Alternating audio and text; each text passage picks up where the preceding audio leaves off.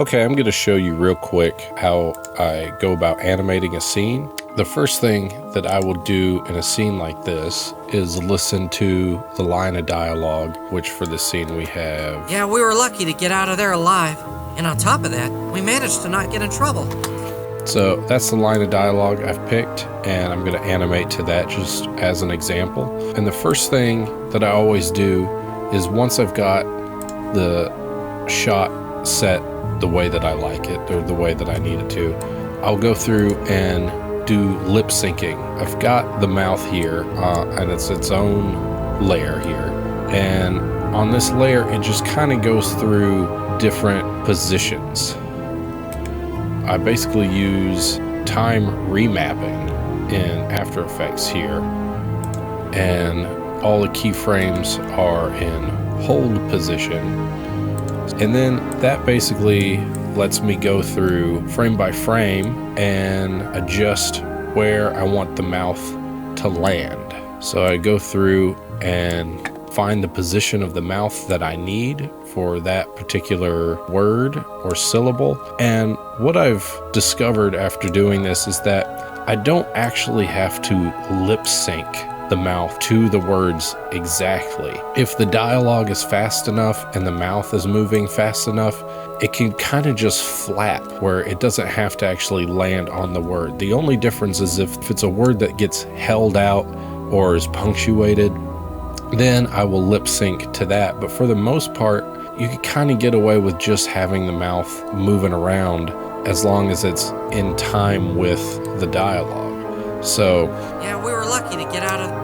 I might do this where he says lucky, that E is pretty strong. So I might do this mouth right here.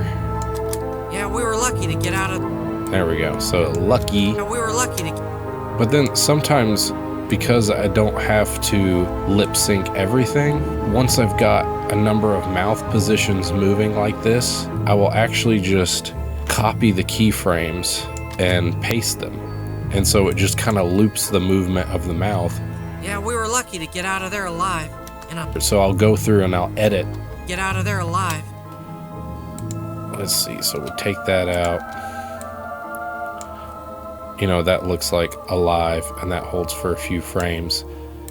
And then it goes closed. So now this is that line of dialogue relatively lip synced. Yeah, we were lucky to get out of there alive.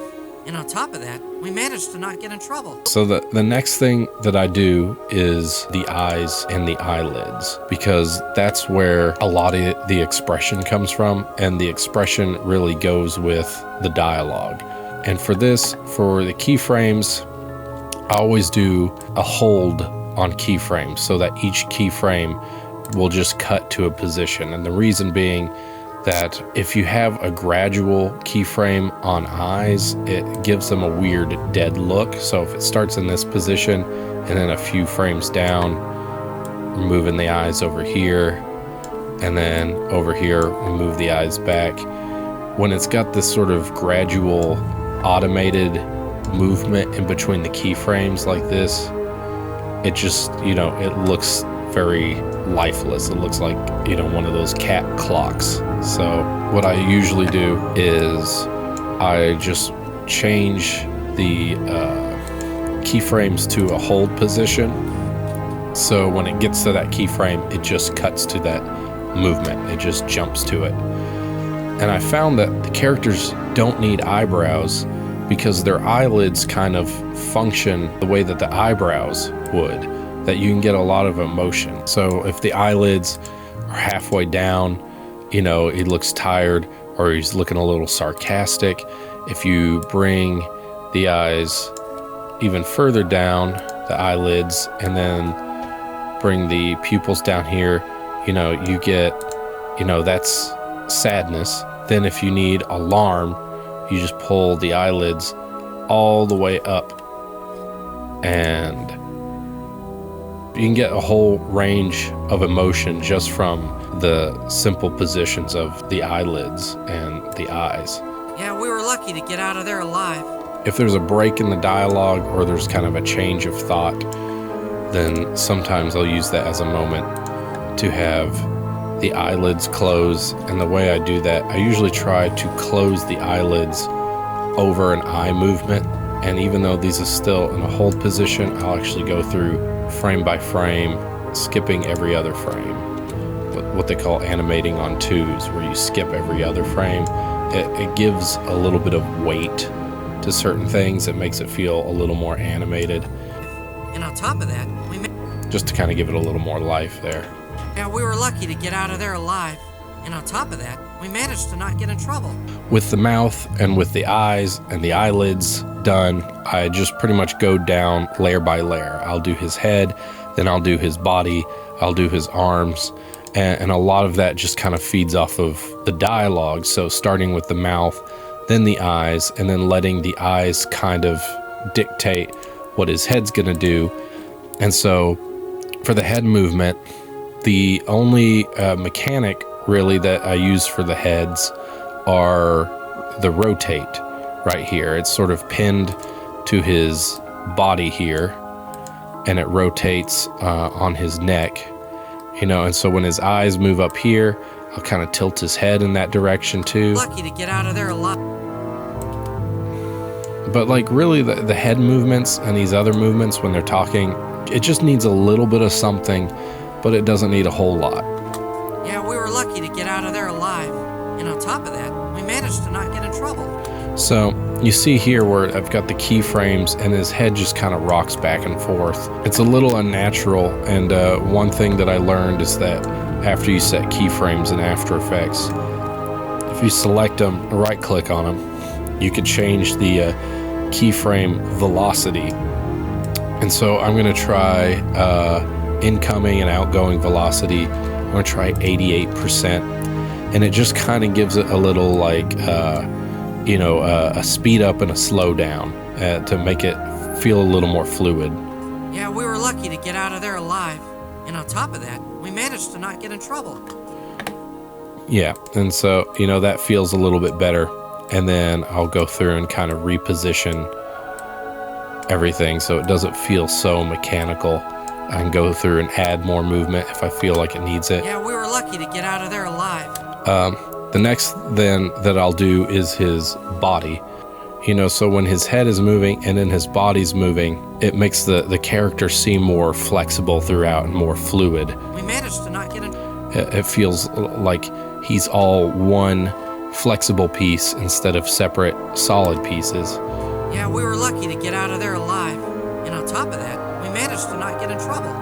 And then I'll go through and I'll do the arms, and I usually do the arms together because those movements are usually mirrored. Now, I've created these arms to be sort of omnidirectional. If you notice with a lot of the characters I draw, they have their hands covered by their sleeves, and it's just their fingers coming out. That way you don't know if their hand is turned down or turned up. It's just a way I was trying to cheat from having to draw multiple hands. And so with this arm, I want it to flip around. You see it's got to bend downward. At some point during this, I want it to flip upward. So it looks like his hand twists around, and I'll show you how.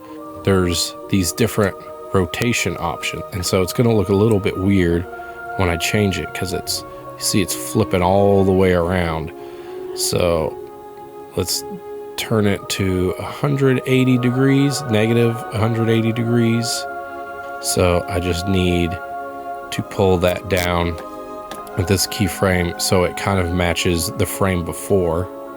So this way, now just flipping the arm around now kind of makes it look like it's changing position, like it's bending. And that way I'm not actually having to bend it or add another arm, but just use the same arm. And so that gives a sort of general movement of the arms. And then it's always just a matter of going back through. Yeah, we were lucky to get out of there alive. And on top of that, we managed to not get in trouble. Yeah, and so that's pretty much how I animate the characters throughout the movie. Relatively fast when you do it this way. I mean, it still takes time. Animation always does. But this is just kind of a way that I was able to get a range of emotions that was appropriate for the story and for the dialogue. and being able to just focus on one part of a character at a time really helps kind of streamline the whole process instead of having to animate all the parts of the bodies congruently. Being able to just go through step by step really makes this process a lot easier. And depending on how many characters are in a scene, I'll have multiple layers, but I'll be able to just focus on one character and then go down to the next character until the whole scene is animated. Yeah, we were lucky to get out of there alive. And on top of that, we managed to not get in trouble.